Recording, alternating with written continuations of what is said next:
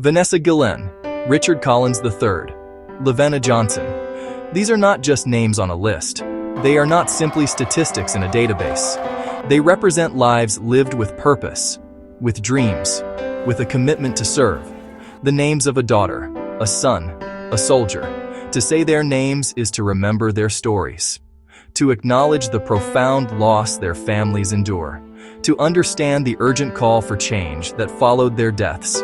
Each name carries the weight of a tragedy that exposed deep-seated issues.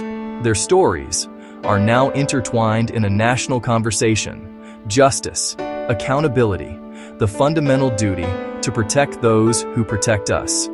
The echoes of their names have reached far beyond hometowns and bases, reaching the highest levels of government and forcing a reckoning. For many, these names symbolize a system that failed its own. They represent a call to action and a demand that circumstances be fully investigated and understood. Specialist Vanessa Guillen was a 20-year-old small arms repairer stationed at Fort Hood, Texas.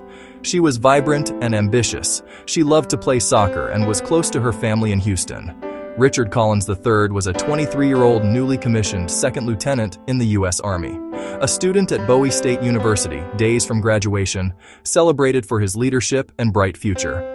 Private First Class Lavenna Johnson was a 19-year-old soldier from Florissant, Missouri, serving in Balad, Iraq. Known for her talent as a violinist and her dedication, she joined the Army with aspirations of a better life. The facts surrounding their deaths are stark and deeply unsettling. Last seen April 22, 2020, at Fort Hood. Her dismembered remains were found near the Leon River more than 2 months later, according to the U.S. Department of Justice. Investigators revealed she had been bludgeoned to death in an armory room on base by a fellow soldier. Richard Collins III was stabbed to death on May 20, 2017, while visiting the University of Maryland. Prosecutors argued it was a racially motivated hate crime. Lavenna Johnson was found dead in her tent on July 19, 2005. The Army officially ruled her death a suicide. Serving in different places, yet united by commitment, their deaths left profound grief and unanswered questions. In the wake of Vanessa Guillen's murder, a powerful movement demanded reform. The I Am Vanessa Guillen Act was introduced, culminating in landmark reforms. Designed to change how the military handles sexual assault and harassment, the act restructured justice. It removed commanders from decisions to prosecute serious crimes: sexual assault, murder, kidnapping.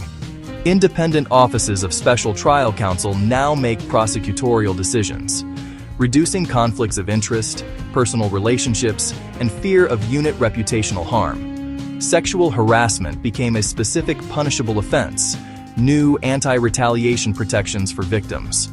For the first time, legal authority moved to independent prosecutors, a change sought for decades. These offenses would no longer be treated as internal discipline, but as serious crimes judged by experts. A system cannot police itself when it has repeatedly failed.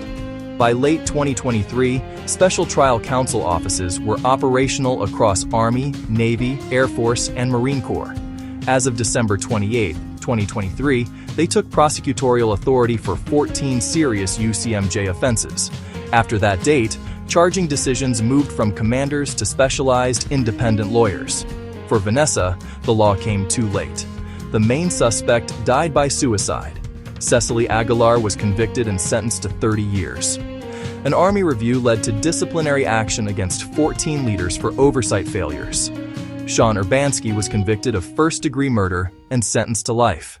The deaths of Guillen, Collins, and Johnson placed the military and its culture under intense scrutiny. The Fort Hood Independent Review Committee report in December 2020 condemned a permissive climate and flawed prevention programs. Under-resourced investigations and fear of retaliation silenced victims. Findings prompted DoD-wide reviews and policy changes. Collins's murder highlighted vulnerability to hate-fueled violence, even for those in uniform. Maryland passed a 2019 hate crime law allowing charges, even if hate is not the sole motive. The Army stands by its 2005 ruling. Her family's evidence challenges the conclusion, pressing for transparency. The most powerful force for change has been the unwavering voices of the families. Mayra Guillen became the public face of the movement, saying, "My sister, Vanessa Guillen, died as a hero. We turned our pain into purpose." Richard Collins Jr. and Don Collins. We can't let his death be in vain. We have to make a change. Their foundation supports ROTC at HBCUs and promotes racial healing. Dr. John Johnson has relentlessly pursued truth. We're not going to stop.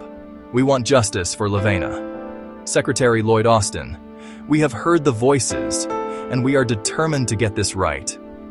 Despite reforms, families demand transparency, robust independent prosecution, and lasting cultural change. Critics argue the Vanessa Guillen Act remains poorly implemented, citing the deaths of Angelina Resendez, Denisha Montgomery Smith, and Sergeant Roque.